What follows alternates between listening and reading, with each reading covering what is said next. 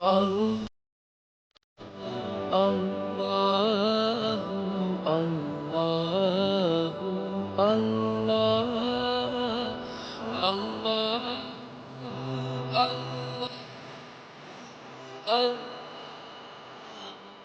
الله. أعوذ بالله من الشيطان الرجيم. بسم الله الرحمن الرحيم.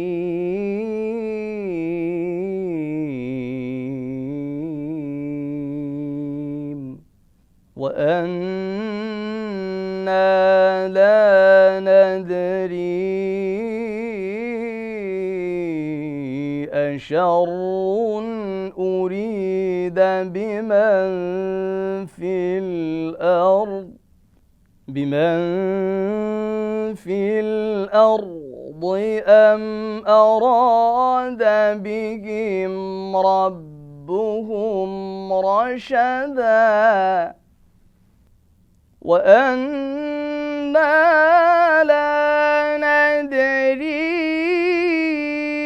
أشر أريد بمن في الأرض أم أراد بهم ربهم رشدا. وأنا منا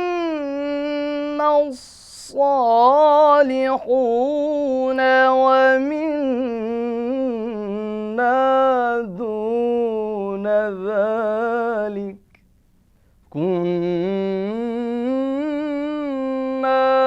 طرائق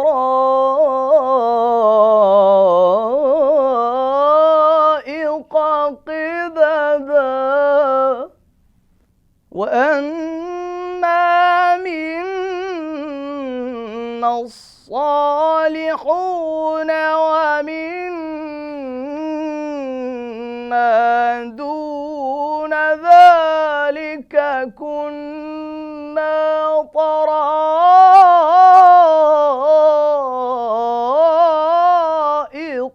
قددا.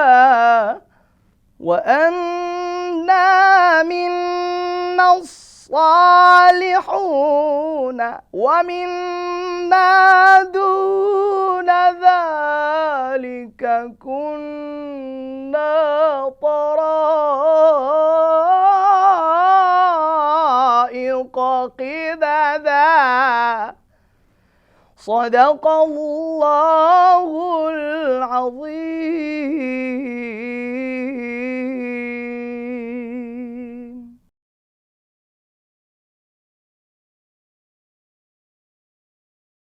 সূরা জিন আয়াত 10 ও 11। আমরা জানি না জগৎবাসীর অমঙ্গলী অভিপ্রেত, না তাহাদের প্রতিপালক তাহাদের মঙ্গল চাহেন, এবং আমাদের কতক সৎকর্মপরায়ণ এবং কতক ইহার ব্যতিক্রম। আমরা ছিলাম বিভিন্ন পথের অনুসারী।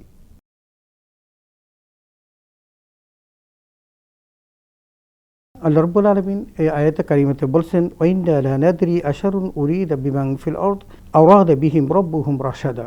আল্লাহ তাআলা আমাদেরকে বলতে চাচ্ছেন, জিন জাতিকে যখন প্রশ্ন করা হয়েছিল এবং তারা তাদের সেই কার্য সম্পর্কে যখন বলছিলেন, তখন তারা এই কথাই বলছেন যে আমরা বুঝতে পারছিলাম না যে পৃথিবীর মানুষদের কোন অনিষ্ট সাধনের উদ্দেশ্যেই এসব উল্কাপিণ্ড প্রক্ষিপ্ত বা সাজিয়ে রাখা হয়েছিল, এবং বলছিল নাকি এর মাধ্যমে আমাদের রব তাদের কোনো সঠিক পথ দেখাতে পারে। এই সমস্ত বিষয় সম্পর্কে এই কোরআনুল কারীমের সূরা জিনের এই 11 নম্বর আয়াতটি আল্লাহ তাআলা উল্লেখ করেছেন।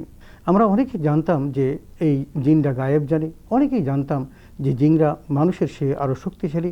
আমরা জানতাম যে জিনের ক্ষমতা অনেক বেশি, অনেক বড়, এবং সেই কারণে জিনের প্রতি একটা ভিন্ন আলাদা দৃষ্টিভঙ্গিও মানুষ পোষণ করত। যেমন মানুষের দৃষ্টিভঙ্গির মধ্যে এটাও ছিল যে তারা অনেক ক্ষমতার অধিকারী, অনেক শক্তিশালী, তারা অনেক গায়েব জানেন। এই বিষয়গুলোকে অপনোদন করেছেন আল্লাহ রাব্বুল আলামিন এই আয়াতে কারিমার মধ্য দিয়ে। এখানে যে বিষয়টি স্পষ্ট হয়েছে সেটা হলো এই তারা ওই হযরত ঈসা আলাইহিস সালাম এবং রাসূল আকরাম সাল্লাল্লাহু আলাইহি ওয়াসাল্লামের এই মধ্যবর্তী সময়কালে তারা আকাশ থেকে বিভিন্ন তথ্য সংগ্রহ করে সেগুলো তারা বলে বেড়াতো। আমরা সকলেই জানি যে আল্লাহ তাআলা তার বিধি বিধানগুলো যখন ফেরেশতাদের কাছে নাজিল করতেন বা তাদের কাছে যখন সমর্পণ করতেন, তখন এই সকল এই জিনরা তখন উৎপীড়িত বসে থাকতো এবং সেখান থেকে তথ্য নিয়ে এসে দুনিয়াতে তারা যারা গণক ছিল, জাদুকর ছিল, এই সমস্ত কাজে যারা নিয়োজিত ছিল তাদের কাছে তারা ব্যক্ত করত এবং তারা আগাম বার্তা দিত। তাতে বোঝা যেত যে তারা অনেক সংবাদই, আল্লাহ যে সমস্ত সংবাদ প্রেরণ করেন তার অনেকটাই তারা আগে ভাগে জানেন, এমন একটি দৃষ্টিভঙ্গি। আসলে তারা সব জানতেন না, দুই একটা জিনিসকে অবলম্বন করে তারা আত্মীয়ভাবে এই জবাবগুলো দিয়ে মানুষকে বিভ্রান্ত করত। সে কারণে রাসূল আকরাম সাল্লাল্লাহু আলাইহি ওয়াসাল্লামের কাছে যখন আল্লাহ তাআলা কোরআনুল কারীম নাজিল করেন, ওহী নাজিল করেন, তখন তারা যখন সেই আকাশে উঠলেন এবং উঠতে চাইলেন, তারা যেই জায়গা থেকে তথ্যগুলো সংগ্রহ করত সেই জায়গাতে তারা যেতে অক্ষম হয়ে গেল, ফেরত আসলো। এমনকি তাদের উপর উল্কাপিণ্ড নিক্ষেপ করা হলো, যেগুলো দ্বারা তাদের দেহ ভস্মীভূত হয়ে যেত, এরকম ঘটনা ঘটছিল। এই সম্পর্কে রাসূল আকরাম সাল্লাল্লাহু আলাইহি ওয়াসাল্লামের কাছে যখন একদল জিন আসলো এবং ওয়াইয সরাফনা ইলাইকা নাফারাম মিনাল জিন্নি ইয়াসতামিউনাল কোরআন, আল্লাহ সূরা আহকাবের 29 নম্বর আয়াতে বলছেন যে আল্লাহ তাআলা ওই একটা জিন জাতিকে যখন তারা এভাবে ওখানে গিয়ে বাধাগ্রস্ত হলো এবং বাধার সম্মুখীন হলো, সেখানে পাহারা দেখতে পেল, তখন তারা খুঁজতে লাগলো এবং বিষয়টি এসে তারা ইবলিসের কাছে বলল। ইবলিস তাদেরকে বলল, তোমরা সপ্ত জায়গা থেকে আমাকে মাটি এনে দাও। তারপর মাটি এনে দেওয়ার পর সে বলল, আমার কাছে মনে হয় একজন ব্যক্তি পৃথিবীতে এসেছেন যে ব্যক্তির কারণে এই ঘটনাটা ঘটেছে, তো তোমরা খুঁজে দেখো। সেই দল যখন খুঁজতে খুঁজতে রাসূল আকরাম সাল্লাল্লাহু আলাইহি ওয়াসাল্লামের সন্ধান পেলেন, কোরআন তেলাওয়াতের সন্ধান যখন পেলেন, তখন তারা সেখানে গিয়ে কোরআন শুনলেন এবং সেই কথাটি আল্লাহ বলেছিলেন, ওয়াইয সরাফনা ইলাইকা নাফারাম মিনাল জিন্নি ইয়াসতামিউনাল কোরআন, বলছেন হে নবী আপনি স্মরণ করুন সেই সময়ের কথা যখন আমি তোমার প্রতি আকৃষ্ট করেছিলাম একদল জিনকে যারা কোরআন পাঠ শুনছিল। তার মানে সূরা আহকাবের 29 নম্বর আয়াতে আল্লাহ বলছেন যে আল্লাহ তাআলা জিন জাতির একটা দলকে, একটা গ্রুপকে তাদের রাসূল আকরাম সাল্লাল্লাহু আলাইহি ওয়াসাল্লামের কাছে এনেছিলেন। তারা কোরআন শুনছিল এবং তারা হতবিহ্বল হয়ে তারা ভাবছিল, এত সুন্দর তেলাওয়াত, এত সুন্দর কথা, এত সুন্দর বাণী, এগুলো কেমন করে আসলো? যিনি এই বাণীগুলো উচ্চারণ করছিলেন, আওড়াচ্ছিলেন বা তিলাওয়াত করছিলেন, তিনি কত সুন্দরভাবে তেলাওয়াত করছিলেন এবং কথাগুলো তো অত্যন্ত চমৎকার। এবং সেই কথাগুলো যখন তারা মনোযোগ দিয়ে শুনছিলেন, তখনই কিন্তু তারা ঈমান এনেছিল এবং রাসূল আকরাম সাল্লাল্লাহু আলাইহি ওয়াসাল্লাম তাদের কাছ থেকে এই সকল বিষয় সম্পর্কে যখন জানতে চাইলেন, তখন তারা সব ঘটনা ব্যক্ত করলেন যে কেমন করে তারা ঊর্ধ্ব গগনে যেতেন এবং সেখানে তারা উৎপেতে থেকে সংবাদ সংগ্রহ করতেন এবং সেই সংবাদগুলো তারা দুনিয়াতে এসে প্রচার করতেন। যদিও সংবাদের ভিত্তি ছিল অল্প কিছুকে বাড়িয়ে বড় করে তারা সেগুলো উপস্থাপন করত। এই জন্য তারা বলছেন যখন এই উল্কাপিণ্ডগুলো তাদের উপর নিক্ষেপ করা হতো, কেউ কেউ তাদের ভস্মীভূত হয়ে যেত, তখন তারা এটা অকপটে স্বীকার করলেন, ইল্লা নানাদ্রি আশরুন উরিদা বিমান ফিল আরদ, বলছেন যে আমরা বুঝতে পারছিলাম। তার মানে তারা স্বীকার করছিল জিন জাতি, ওই দলটা, যে আমরা তো বুঝতে পারছিলাম না যে পৃথিবীর মানুষদের কোন অনিষ্ট সাধনের উদ্দেশ্যে এটা করা হচ্ছে। তার মানে এটার দ্বারা কি আল্লাহ কোনো অনিষ্ট সাধন করতে চাচ্ছেন, নাকি দুনিয়ার মধ্যে যারা আছেন তাদের কাছে দিনের বিধানগুলো পাঠাবেন না, তারা গোমরা হবে, তারা পথভ্রষ্ট হবে, জাহান্নামী হবে, এই সকল কারণে করছেন? নাকি বলছেন আরাতা বিহিম রব্বুহুম রাশাদা, যে নাকি এর মাধ্যমে তাদের রব তাদের কোনো সঠিক পথ দেখাতে পারে সেই চেষ্টা করছেন। তো এই বিষয়গুলো আমরা সন্দিহান ছিলাম। তো এই কথাগুলো তারা বললেন, আমরা এখান থেকে তাদের মূল লক্ষ্য উদ্দেশ্য জিনদের আমরা সেটাও যেমন জানতে পারলাম, ঠিক তেমনি এটাও আমরা জানতে পারলাম যে তারা আসলে তারা গায়েব জানেন না, যেটা মানুষ মনে করত যে জিন জাতি গায়েব জানে।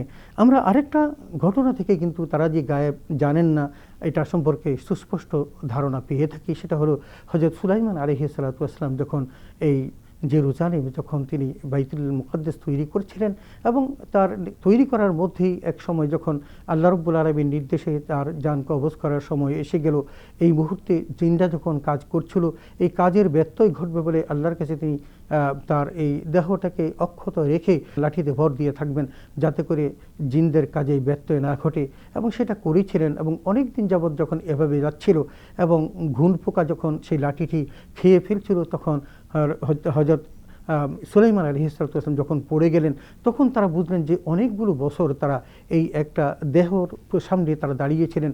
আর তার মানে যেটা বোঝা যাচ্ছে যে হযরত সুলাইমান আলাইহিস সালাম কবে মারা গিয়েছিলেন সেই বিষয়টি তারা কিন্তু বুঝতে পারেনি। অতএব বোঝা যাচ্ছে যে তারা এই গায়েব সম্পর্কে জানেন না। শেষ পর্যায়ে আমরা 11 নম্বর আয়াতে বলতে পারি, তারা অকপটে একথাও স্বীকার করেন, ওয়াইন্না মিনাল মুসসারিহুন ওয়া মিন্না দুনা যালিকা কুন্না তরাইকা কিদাদা। তারা একথা বলছেন যে মানুষের মতো আমাদের মধ্যেও কিছু আছে সৎকর্মশীল, আর কিছু আছে ব্যতিক্রম, আমরা তো ছিলাম দ্বিধা বিভক্ত।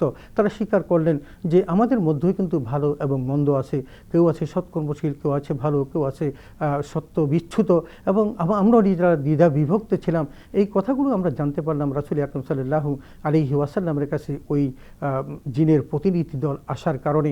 এবং এই আয়াতে কারিমাগুলো যে আমাদেরকে ওই দিগ্ভ্রান্ত অবস্থা থেকে সঠিক পথের দীক্ষা দিয়েছে, আমরা যে দিনরাতি সম্পর্কে সঠিক তথ্য খুঁজে পেয়েছি, এবং তারা যে তাদের মধ্যেও যে মানুষের মতো ভালো এবং মন্দ আছে, তারাও যে দ্বিধায় বিভক্ত থাকতে পারে, এই বিষয়গুলো আমরা জানতে পেরেছি। অতএব আমরা সূরা জিনের এই 10 এবং 11 নম্বর আয়াত থেকে যা কিছু জানলাম, এটার প্রতি আমরা আমল করব, সেই অনুযায়ী জীবনটাকে গঠন করব, এবং আমাদেরকে প্রত্যেককে এই কোরআন মোতাবেক জীবন গঠন করে পরকালী জীবনের মুক্তির পথকে সুগম করা, এটা আল্লাহ তাআলা যেন আমাদের নসিব করেন। আমিন। ওয়া আখিরু দাওয়ানা আলহামদুলিল্লাহি রাব্বিল আলামিন। আসসালামু আলাইকুম ওয়া রাহমাতুল্লাহি ওয়া বারাকাতুহু।